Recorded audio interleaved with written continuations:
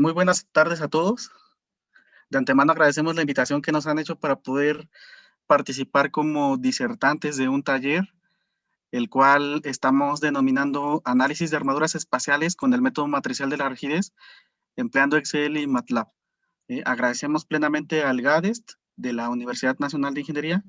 En México sabemos bien que esta universidad es una de las más importantes de Perú y que ostenta de un gran prestigio en Latinoamérica, así que pues es un placer poder estar aquí con ustedes. Es un honor también compartir escenario, aunque por los tiempos en los que estamos viviendo está siendo de manera virtual, pero no deja de ser agradable compartir escenario con mi amigo y colega Ever Luis Merma, quien es de Huancayo, y bueno, le mando un abrazo hasta por allá. Y lo que nosotros aquí les vamos a presentar a todos ustedes es lo que pues será nuestra próxima aportación. Vamos a trabajar fuerte hasta que esto se vea reflejado en un producto académico científico. Es la primera vez que nosotros presentamos este tema y bueno, esperamos que a la gente les guste esto. No es algo que se pueda ver muy comúnmente en la literatura, entonces ojalá que despierte un gran interés, que sea novedoso y bueno, vamos a estar a la orden para poder atenderlos por cualquier cosa, ¿ok? Bueno, sin más preámbulo, voy a comenzar con la explicación de esto. Bueno, este es nuestro perfil, ya por ahí nos presentaron al inicio, también agradecemos la amabilidad de habernos presentado. Estas son las temáticas a desarrollar. Primeramente abordaremos lo que son las generalidades del método matricial de la rigidez, por sus siglas y en inglés sería DSM. Después, particularmente, describiremos brevemente cómo se aplica el DSM a armaduras tridimensionales. Y finalmente, les ofreceremos un ejemplo de aplicación empleando MATLAB y Excel. En el caso de un servidor se va a enfocar en MATLAB y mi amigo lo hará con Excel, ¿ok? Bueno, generalidades sobre este método. Bueno, este método matricial de la rigidez en realidad representa la implementación más sencilla del método de elementos finitos. Muchas veces desconocemos esta parte. Casi todos los estudiantes a nivel pregrado o licenciatura llevamos análisis estructural en el que pues nos dan este método, ¿no? Sin embargo, no nos imaginamos que en realidad ya estamos viendo el método de elementos finitos, nada más que en su versión más simple. ¿Por qué en su versión más simple? Porque el método matricial de rigidez, de entrada cabe mencionar que solo se aplica para análisis estáticos, más no para análisis dinámicos. Por otra parte, lo aplicamos para análisis lineales, más no lineales. Es decir, consideramos que el comportamiento de los elementos es elástico y lineal, ¿ok? Y bueno, pues entonces nosotros resolvemos, por ejemplo, o analizamos, mejor dicho, armaduras, vigas o marcos que se conforman de elementos que si bien físicamente son tridimensionales, o sea, en la realidad todo elemento es tridimensional, tiene un largo, un profundo y un alto, pues el tipo de elemento finito que aquí usamos en este método es el elemento unidimensional, es decir, una sola dimensión. Para ilustrar esto, les puedo mostrar aquí un pórtico en el que vemos que está idealizado de tal modo que el elemento finito que se está utilizando es unidimensional. Ustedes aprecian que cada elemento estructural está modelado como una simple línea. ¿Ok? Nosotros podríamos aplicar elementos finitos considerando elementos tipo área o elementos tipo volumen, por ejemplo, ¿no? Pero en este caso, pues el método matricial de la rigidez implica que nosotros consideremos elementos, repito, unidimensionales. Ahora, cuando yo comencé explicando este método, dije varias cosas que sería conveniente, de acuerdo a mi opinión, esclarecerlas un poco más. De entrada, nosotros tenemos análisis estáticos y dinámicos. En los análisis estáticos, las cargas aplicadas al sistema o la respuesta del sistema no es dependiente del tiempo. En cambio, en un análisis dinámico, las cargas que se aplican a la estructura dependen del tiempo o bien la respuesta del sistema depende del tiempo. ¿Ok? Por otra parte, tanto el análisis estático como dinámico puede ser lineal o no lineal. Voy a retomar la curva esfuerzo de formación del acero, por ejemplo, y existe una región, un rango, en el que los esfuerzos y las deformaciones son proporcionales. Entonces lo que rige ahí es la ley de Hooke. Es decir, si yo cargo un elemento, este se va a deformar y si yo retiro la carga, el elemento va a recuperar su forma original. Y entonces, cuando incursionamos en ese rango, estamos haciendo un análisis lineal. Después, en un análisis no lineal, pues implica que los esfuerzos y las deformaciones que estamos considerando, pues están más allá de un cierto límite, ¿no? De un cierto límite de proporcionalidad. Entonces, ahí en ese sentido, lo que va a pasar es que pues el cuerpo al ser cargado se va a deformar y aunque se retirara la carga, va a recuperar un poco de su forma original, pero no va a regresar a su forma original y por lo tanto, pues es un fenómeno irreversible, ¿ok? Entonces en el método matricial de la rigidez hacemos análisis estáticos, hacemos análisis lineales. Y luego esto lo podemos aplicar a 2 dimensiones o 3 dimensiones. Entonces, ya hablaremos un poquito más adelante de esto, ¿ok? Particularmente en este taller nosotros lo vamos a abordar para la tercera dimensión. Por otra parte, sería conveniente comentar que el método matricial de rigidez y el elemento finito en general es un método numérico. ¿Por qué? Nosotros planteamos un sistema de ecuaciones de tal modo que tenemos muchas ecuaciones y muchas incógnitas y realmente es más que imposible resolver analíticamente eso y tenemos que iterar hasta encontrar una convergencia y una solución. ¿Ok? Entonces, con este método, lo que primero calculamos son desplazamientos desconocidos y posteriormente cargas desconocidas o reacciones en los soportes. Entonces, por eso nosotros podemos ver que cuando modelamos una estructura en SAP 2000, por ejemplo, y la analizamos, pues el programa como que tarda un poquito en devolvernos los resultados, ¿no? Esto queremos que lo entiendan muy bien, porque nosotros les vamos a presentar herramientas auxiliares para ustedes como estudiantes de ingeniería o como ingenieros, en las que pues ciertamente están formuladas y programadas con base en todo esto que les estamos diciendo. ¿Ok? Bueno, entonces pues este método es el que realmente tienen implementados prácticamente todos los programas profesionales de cálculo estructural.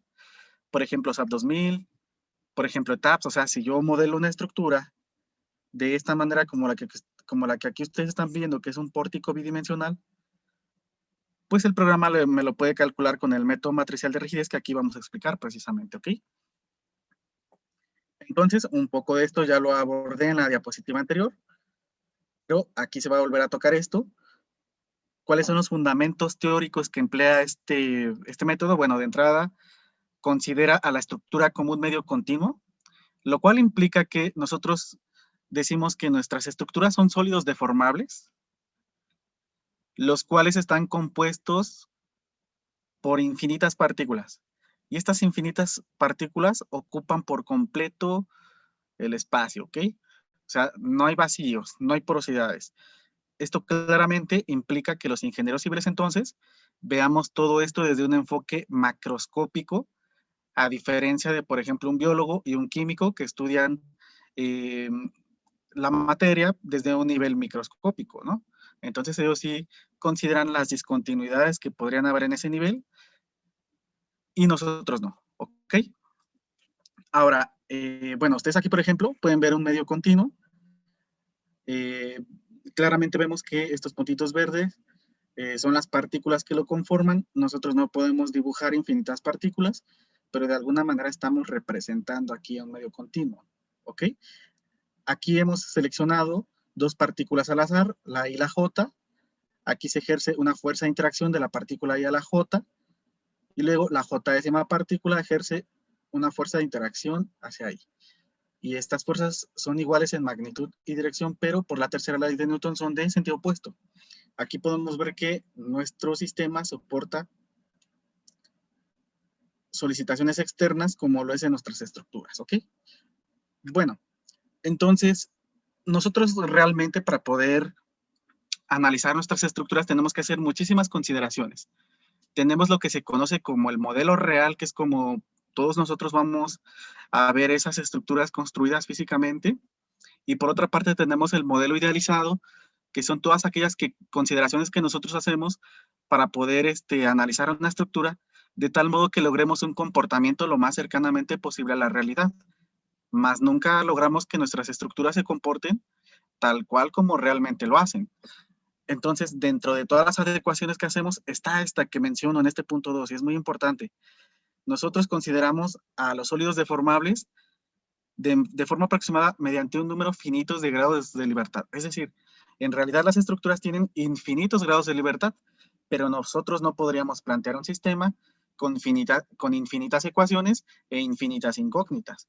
Tenemos que encontrar la manera de que esto sea un número definido para que podamos resolverlo, ¿no? ¿Cómo lo logramos? Pues simplemente con base en una discretización. Nuestra estructura, que es un todo, como esta que se muestra a la derecha, que es una armadura espacial, la podemos discretizar, es decir, la podemos dividir en partes más pequeñas. Cada una de estas partes más pequeñas se conoce como elemento finito. Hablando matemáticamente, diríamos que tenemos un dominio y entonces obtenemos subdominios, ¿ok? Ahora, como podemos ver, estos elementos ya claramente definidos, que aquí son 9, implican que también haya nodos claramente definidos, que en este caso son 5, ¿ok? Si consideramos que en una armadura espacial tenemos 3 grados de libertad por nodo, debido a que el nodo se puede desplazar linealmente en las 3 direcciones que tenemos, que son X, Y y Z, pues entonces 3 por 5, 15, implica que la estructura tiene 15 grados de libertad. De esa manera yo puedo plantear un sistema de ecuaciones de 15 por 15 para obtener primero desplazamientos y luego reacciones, ¿ok? Entonces, a eso nos estamos refiriendo con el punto 2, de que estamos tratando de manera aproximada a la estructura con un número finito de grados de libertad. Y de ahí el nombre también del método, que es elemento finito. Ahora bien, la ecuación constitutiva que aquí vamos a considerar es la elasticidad lineal, es decir, la ley de Hooke. Y ya se los explicaba hace un rato, ¿no? O sea, vamos a considerar que nuestros cuerpos se deforman y que si nosotros les retiramos la carga, estos recuperan su forma original, ¿ok? Bueno, descripción del método, rápidamente lo voy a decir. Digamos que estos son los pasos que nosotros tenemos que formular o programar, ¿ok? Eh, Primero, ya lo dije, tenemos que discretizar la estructura, efectuar una anotación, es decir, tenemos que enumerar, por ejemplo, nodos, elementos y demás, ¿no? Después tenemos que calcular la matriz de rigidez de cada elemento en el sistema local y después en un sistema global. Posteriormente, tenemos que ensamblar las matrices de rigidez de los elementos para que así podamos obtener una matriz de rigidez global de toda la estructura, la llamada K. Después construimos un vector de desplazamientos nodales, en este caso D. Construimos también un vector de fuerzas nodales equivalentes, en este caso F. Después planteamos un sistema de ecuaciones lineales con base en la ecuación matricial de rigidez F igual a K por D.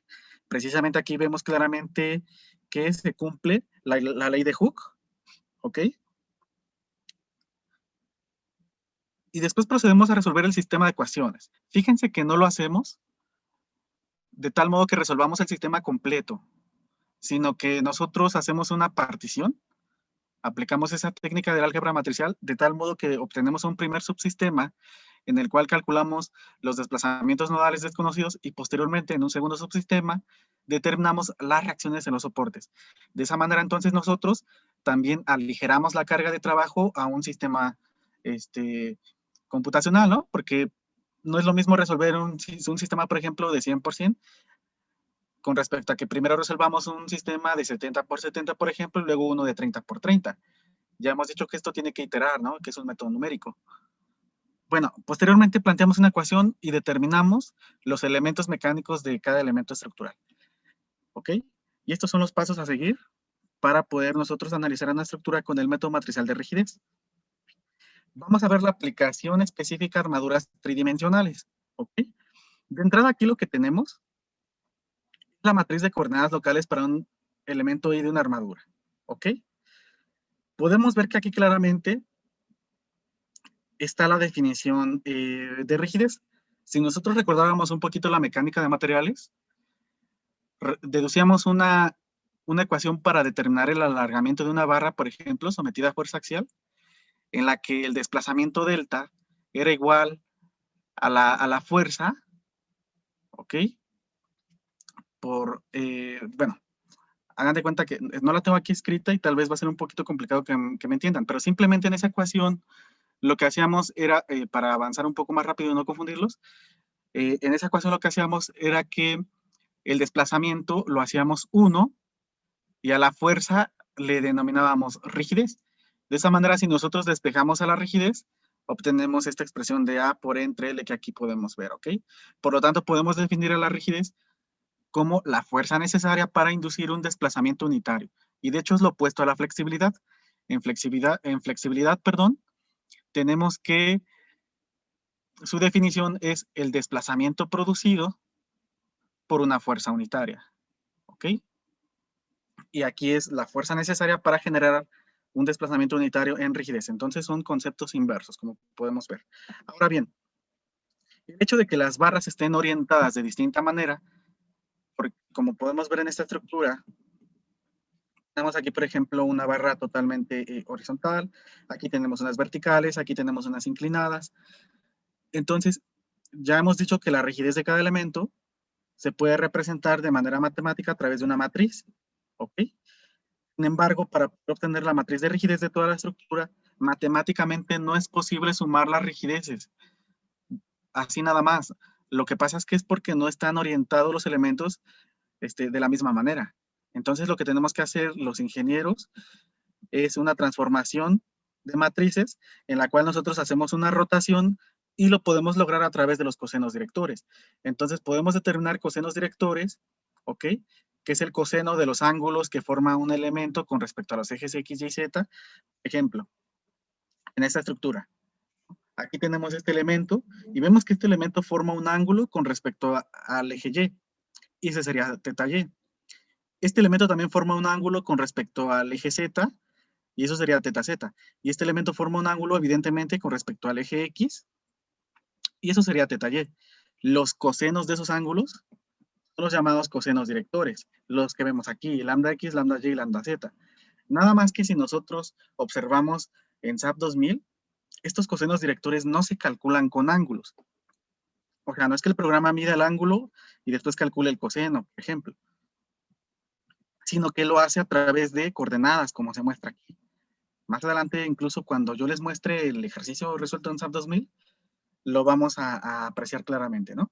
Entonces, los programas de computadora realmente detectan las coordenadas de los nodos y con base en esas coordenadas, pues determina los cosenos directores e inclusive la longitud del elemento, ¿ok?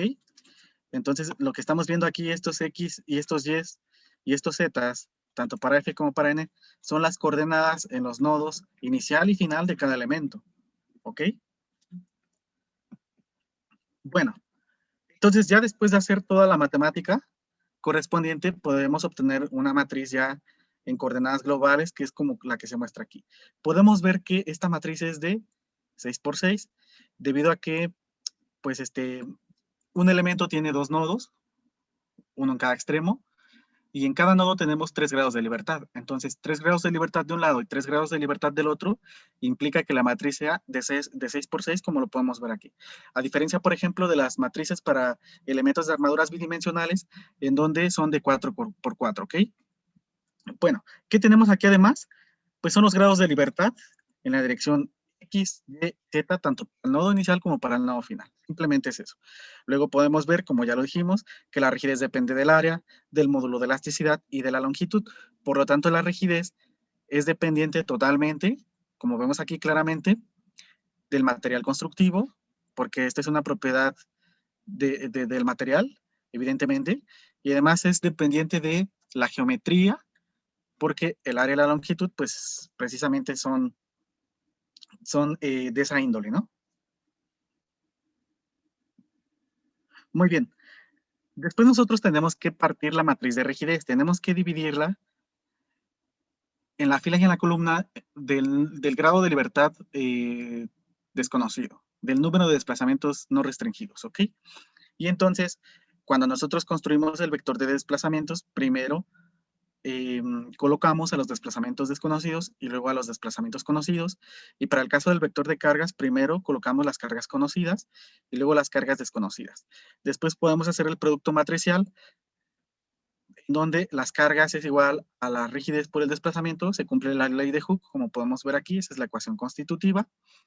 Y entonces podemos resolver esto ya reemplazando estas matrices con las particiones correspondientes y de esa manera hacer un poco de álgebra para obtener la ecuación para determinar desplazamientos desconocidos y para determinar cargas desconocidas, ¿ok? Bueno, aquí hay que tomar en cuenta que estamos considerando que los desplazamientos conocidos son nulos, como casi siempre ocurre, porque la única, digamos que excepción de que esto no sea cero, el DC, es cuando un apoyo sufre un desplazamiento impuesto, como lo puede ser un asentamiento. ¿Ok? Entonces ya veríamos que las expresiones aquí mostradas quedan un poco más complejas. Bueno, y observen ustedes de la ecuación 1.13 para calcular los desplazamientos desconocidos, que tenemos que determinar una inversa. Por eso claramente, como les comentaba hace un rato, el método de elementos finitos o bien el método matricial de la rigidez es un método numérico. ¿Ok? Aquí para calcular una inversa, pues tenemos que estar iterando, iterando, iterando.